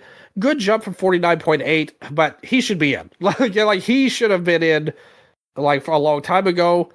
And unfortunately, it hasn't been there. But Meltzer himself on the review show he did said that he thinks Torres will get in next year, which I think he strongly deserves to be. Uh, Otto Vons, you said you'd vote for him, and a lot of people agreed. Big jump up. And he went up. Yeah, 24.9%, and he jumped up to 41.3, second place behind Jose Torres. Well, and Spiros Arion too, of course, getting in. Billy Joyce had a good run at 39.9%. After 30.6 last year. He's another guy I think has a good shot next year, being on the 1550. George Gordienko, who was somebody I thought would be a top candidate, I thought should get in. He jumped up a little bit to 39% after 34.9 last year. I definitely think he's a strong candidate. Deserves a lot of props for it. Dominic DiDucci had a good jump from 24.9 to 32.1. He's another one, 1550 next year. We're going to see if he makes the jump after a great run in Australia for sure. Adrian Street, the worst candidate on any region, in my opinion, goes down from 35.4 to 28.4%. So we'll see what happens. The Royo brothers, way down, 15 points. They were 41.1 last year to 26.1 this year. I don't get it. Like, they're a really great candidate. Big stars, awesome workers, influential in the tag scene, and big TV draws. I don't know why they went down so much. Real questionable voting choice there by the ballot, in my opinion. Ted Boy Marino jumps in. I think someone's got to do a big article on them. Yeah, I think so too. I think that's that's true of everybody. Ted Boy got some love this year. And 25.2 is a respectable start, but I actually thought he might get a bigger run. Like, all the new guys didn't do that good here. But I thought he was the one that had the most like spotlight on him because he was in such a underserved region. Mm-hmm. I thought he would be up there in the 40% range at least. But he was only 25.2. Gilbert Leduc, love him, 23.4. He comes in there. That's about where I saw him. I didn't think he would do great, but I thought that was an okay run to start off. Killer Carl Cox, he drops 5% from 21.5 to 16.5. Then you got Steve Gray at 10-1 here, like is kind of his debut run, with Les Kellett going off the ballot and a lot of new people coming in next year. So I was surprised Kellett got dropped off, to be honest with you. I wanted a little bit more for Steve, but it's going to be really hard for him being a pure work rate candidate in this region. I think if 2 or 3 of these guys get inducted and it clears out, Steve will have a better shot. But I do think he's somebody I would think about, at least as one of the greatest in-ring performers of all time. So yeah, next year, 1550. If they don't get 50, they're off.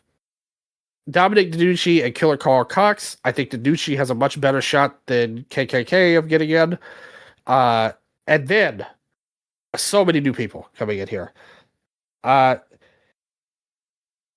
Tibor Zakax coming in, Colasso Colasetti, Andreas Lambrakis, and Le Petit Prince coming in there.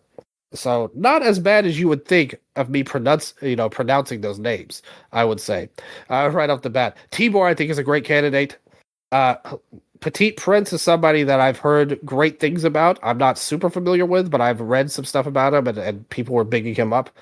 Lots of new candidates here, lots of new people for us all to find out about. And that's one of the great things about Rest of the World, is it introduces you some great names. But kind of what I mentioned before that Ed brought up, what do you think of this region kind of stagnating as like all historical guys? Because like anybody major in the European region today, they basically are never looked at for this region. They're put on other regions. Yeah, because there's more there's more travel. Like there's the opportunity to become a big star elsewhere type thing, and that's really affecting that. Here's my thing, and why I agree with how Dave does it. I disagree with that, because here's the thing: if Gunther or Zach was in the rest of the world region, to me it's like a mortal lock. They're automatically in. Like they're so much more noteworthy in terms of like modern popularity than these old school guys, that I feel like it would just be a total trouncing and not a deserved one. You know, just because modern fans don't know these guys doesn't mean they don't count at the end of the day. And I'd rather it be more fair. Like the modern fans should vote for what they know and not jump into a region where they don't know anybody except one person, which has happened before. Again, like this has happened before in the regions. And I would really not want that to happen. Especially, like, this region has so many heavy hitters on it. Again, where an all-time great, like Steve Gray, is struggling to stay on. Les Kellett didn't even make it on. Like, this is a great, great region. Like, pretty much all of these guys have a really good case, honestly. Who did you vote for in the rest of the world? I voted for. I'm gonna get my ballot. Oh, sorry. I thought you had that. There, my bad. No, I have the results. Okay. Here we go. Okay, yeah. Let us know. Oh, Spiros Arion, Jose Torres, Otto Vons, and George Gordienko. Yeah. Okay. Yeah. So that's a very good ballot. Again, like all of these guys have great cases. Is there anybody? I think this is one of those. Unless you are secretly a huge Tibor Zakasks fan that I didn't know about. No, I'd have to do some research about him. Yeah, you're gonna have some research to do on all of these guys. I think, as a lot of us do. So we'll have to see how it goes on there, and I'm looking forward to learning more. And I think that's the strength of this region on display. So finally, the non-wrestlers. Bobby Bronze got in, as we said. Jesse Ventura, 57.4%. On his return to the ballot. Ted Turner at 55.5, up 3% from last year, right on the cusp. Gorilla Monsoon, good, strong debut for him as well, 51.7. Mike Tenay up 7%, from 41.8 to 48.6. Morris Siegel at 48. Man, a lot of strong candidates, a lot of good vote getters in this region. Koichi Yoshisawa at 42.7, up from 36.9 last year. Larry Matisic, neutral, 39.7 from 38.5 last year. Always a reliable non-wrestler. Same thing for Jim Johnston, 34.1 this year from 33.5 last year. Roy Welch, slight jump from 29.9 to 33.8. Grand Wizard, neutral, 31.9%. We had Stanley Weston, down 5%. Okay. Like 28.2% from last year's 33.6. James Melby, down as well, 28.2 from 33.1 coming in there. Then you have Tony Schiavone, down 4% from 27.7 last year to 23.4 this year. Dave Brown, boo, down from last year, 25.8% last year to 22.9 this year. But still, like, not that far down, either like one way or the other. You had Rossi Ogawa down 4% from 1.3 to 17.2 this year. Kevin Sullivan down 10%, so a pretty big drop from him. 26.6 last year from 16.7 this year. Bob Caudle down 2% from this year, although recently passed away. There too, like he just passed away right after the ballots came out, so we'll see how that goes next year in terms of any kind of death bump or whatever. Zane Bresloff up 3% from 11.8 to 14.5. Reggie Parks neutral at 14%. Joe Higuchi takes a little bit of a down bump, down from 21.6 last year to 13.7 this year. And Bill Mercer was off the ballot, so he will not make it next year. So, do you have any thoughts on the non-wrestlers? No, except for I'm very like Bruns finally gets in, and rightfully so. Yeah, And I'm actually quite happy to see that Yoshizawa went up because I wasn't sure that was going to happen. Because sometimes some of these more obscure figures drop fast, like when I got Shinjiro Takagi on the ballot. that's true. You did get that. You did make that happen. I He read your disappeared. article. Hey, look again. He's even like Sasuke, but even a big like Sasuke in a number of ways, but even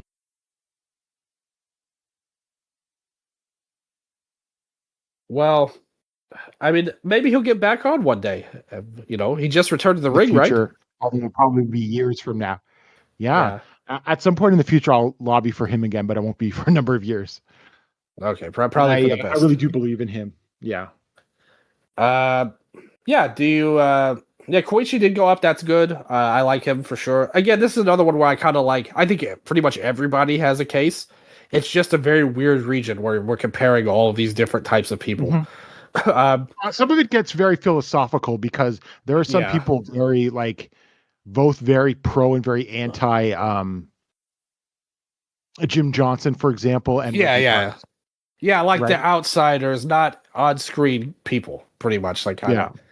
What do you think of Ted getting so much of a push? Like, he's knocking on the door next year. It's just a matter of time, if you ask me. Like Yeah, the, I think I so feel too. like I hear fewer and fewer people trying to even bother to make the argument that he shouldn't be in. There was more, I feel like, a few years ago, but that's really dropped. I think so too. What do you think about Tanay getting such a good run here? Like, cause he's not further behind Gorilla and Jesse, and he had a Well, bit. I mean, that's another today doing well. In part, I think Garrett made a lobbying good, effort. Yeah, yeah, a good I was gonna lobbying. say Yes, a strong lobbying effort, right? And he's always going to have his support. Like he's got a base of support from those people that like there's a sizable like WCW to TNA fandom, at least from those years, right? yeah. That probably watched TNA and WCW and then kept watching TNA through like TNN's like the bigger years, maybe up to whatever. I don't know when when did TNA leave TNA? That had to be the mid 2010s, right? Yeah, maybe. Yeah. So he'll always have that base of support. He also has probably his supporters because he was in the sort of the newsletter era and tape trading and Yeah, everything yeah, like yeah. that. And so He had his own radio I show mean, originally. He was like one of the yeah, innovators of that. yeah. So like I'm certainly not against it, and I think I could very well see myself voting for him in the future. But yeah, I mean, definitely a good case of successful lobbying paying off. All right, two more topics before we shut this thing down. Let's look at the voting here, the results. You had 8 people above 50% this past year. Gorilla, the Von Erichs, Ted Turner, Jose Torres, Jesse Ventura, June Byers, JYD, and Hayabusa. Who do you think is getting in next year? Hayabusa, JYD, Byers, Ventura, and Torres for sure. Maybe Ted, but I'm more confident about those other ones. Yeah. Yeah, I agree. I think that. Do you think Monsoon will go up or down? Because I'm sort of like, I don't know. Because this is his first year back. Yeah, for sure back. I mean, he's another one. I remember in my opinion, very good and astute comparison I made on Monsoon, where I compared him and the fandom of him to basically be similar to the veteran comic book reader, where like Monsoon, if you hear him for the first time, you think he's the best. If you hear him for 100 times, you think he sucks. And if you hear him for 1,000 times, you think he's one of the best. like the same thing with Superman in the comics. It's like you read one comic, you think he's the best. You read 100, you think he sucks, and you read 1,000, Superman's the best. And I feel like with him, he had legendary calls that's really hard to deny at the end of the day. Like calls that have lasted for 40 years almost, which nobody else really has on this, like of the announcers on this ballot and commentators and stuff. Other than Tony Schiavone saying we're out of time, like that's not a legendary call. I do have to say, so I think that It's the greatest night in our history of our sport. Yes, and that'll really put butts in seats. One of the all time infamous calls, you would argue. And I like Tony. Like I'm not hating on Schiavone at all. Too, yeah. Yeah, I like all these guys. Again, that's the problem with non-wrestler. It's like all of these guys have cases. It's just you have to kind of splice through who like we should get on there. But yeah, I agree. Like the same people you mentioned, I'm not as bullish on Jesse because he's been on an up and down. He was within 1% before of getting in. And like, will this finally be the year he gets over? I'm rooting for him. I think he deserves it personally. But the other three, Hayabusa, JYD, and Byers, I think for sure going in. I think Zach has a good shot with the 5 voters in Japan. And it wouldn't surprise me. It wouldn't surprise me if a third Japanese player, like because of the 5 votes, gets a shot. I don't know who would get that jump. It's going to really depend on who has the most. I think Kenta would be the strongest candidate in my mind at the moment. Would be that because I think the thing is, I think he's going to get a push. Like people are going to vote for him, and somebody's going to write an article or do a strong podcast. And it may be me for all I know. Or Lanza. But Lanza could have a shot at it for sure. I know he's a big fan of Kenta as well. And Noah is important to him. Like he's going to make a big push for him. I'm doing my thing with Takayama. We'll see how it goes on that end. Like where that goes. Again, the research I have is very promising at the moment. I want to see the after of the peak before I fully commit to making that my kind of mission, like, my Sabu this year. But it's looking positive. We'll see. That's a to be decided. One more thing. You mentioned people that you tried to get on in the past. Did you push for anybody this year? Or is there somebody that's standing out like, go on. Sasuke and Kenta. Okay. I know a few people did.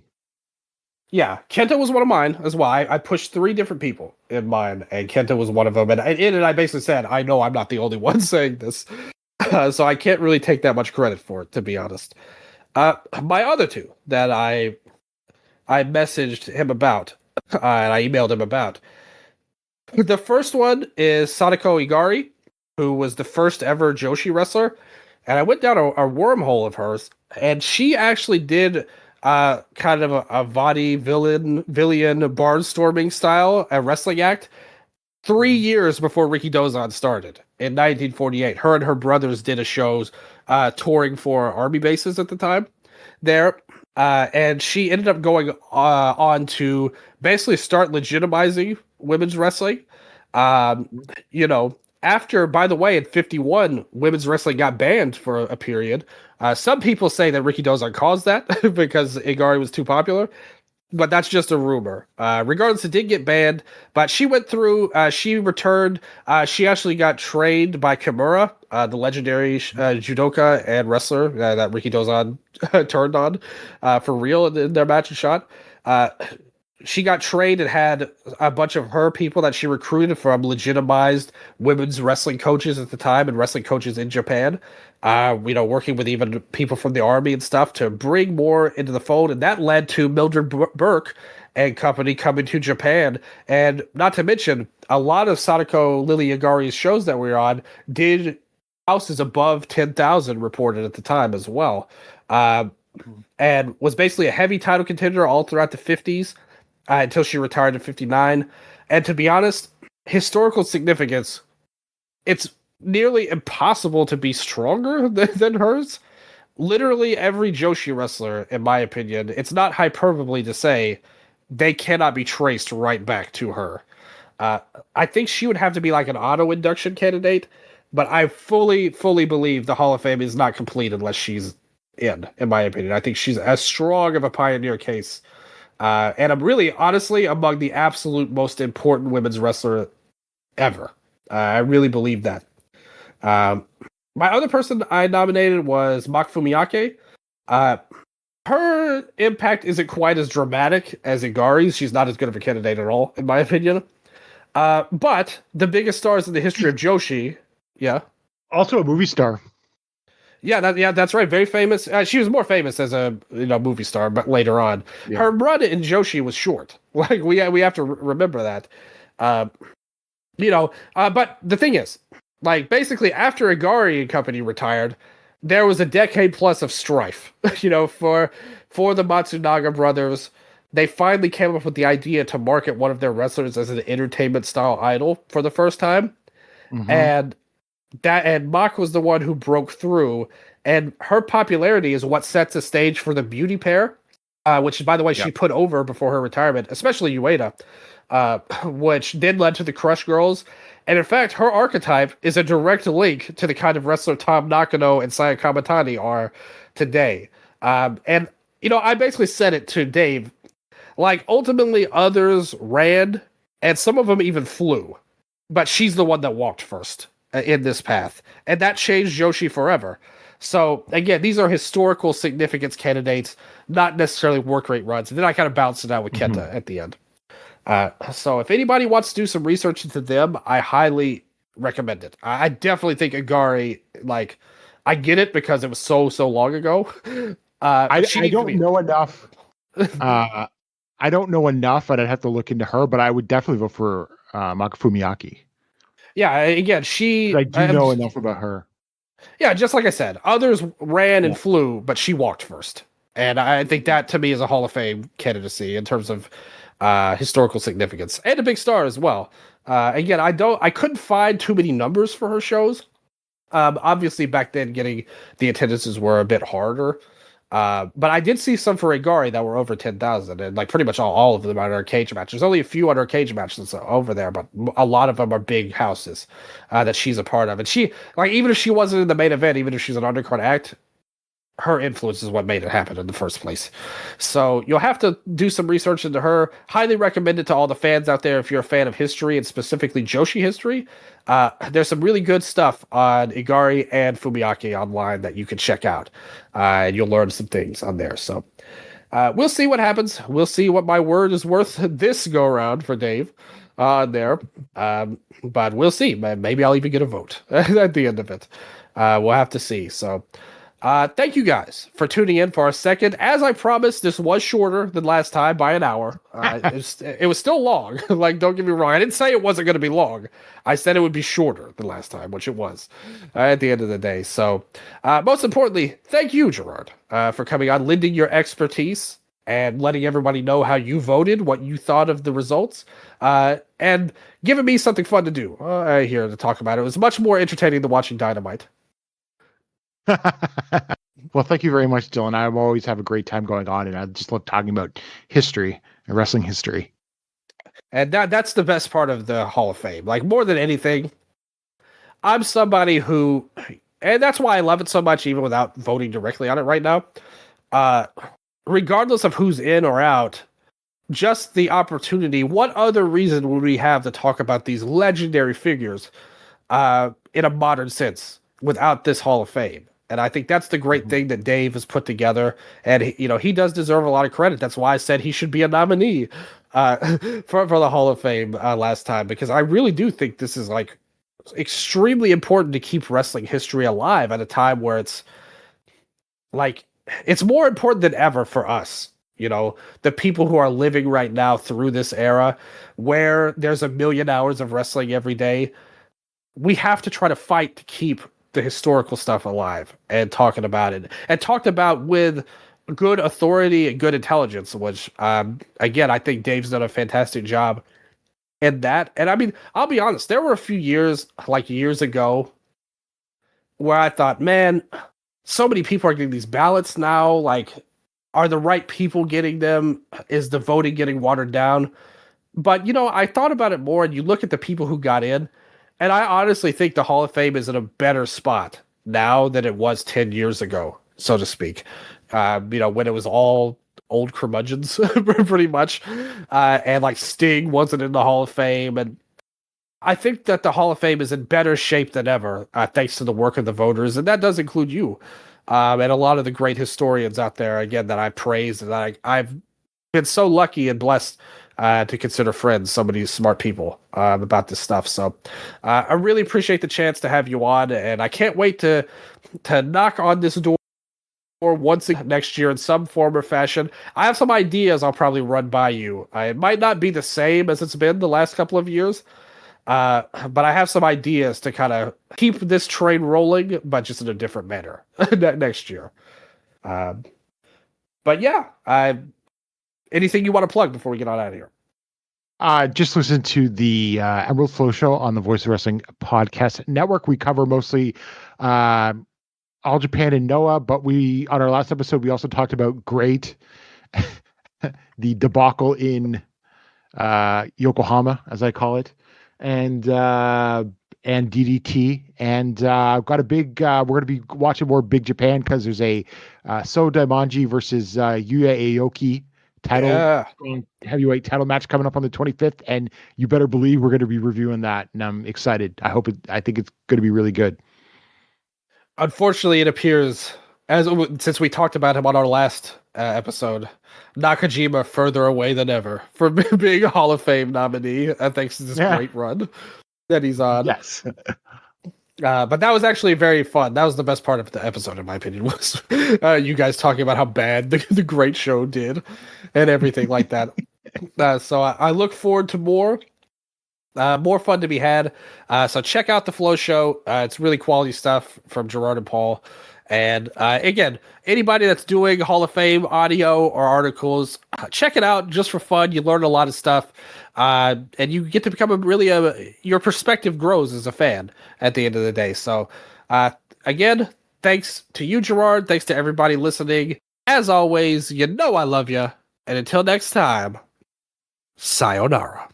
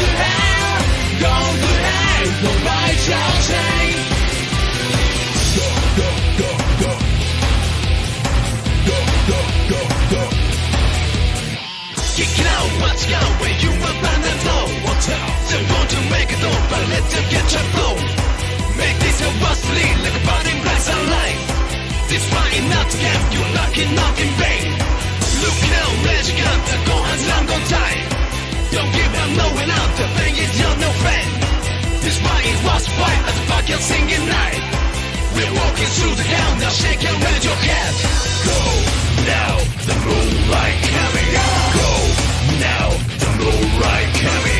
Go now, the moonlight carry. Go now, the moonlight carry. I must survive, I must survive.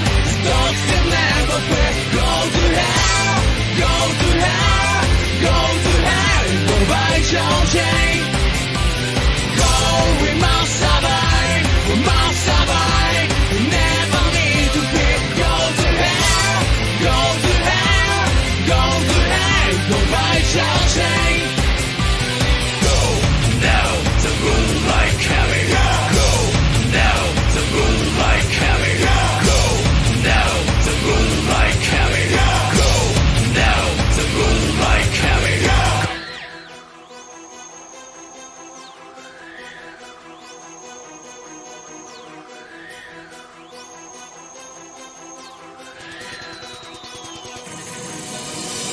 Go, go, go.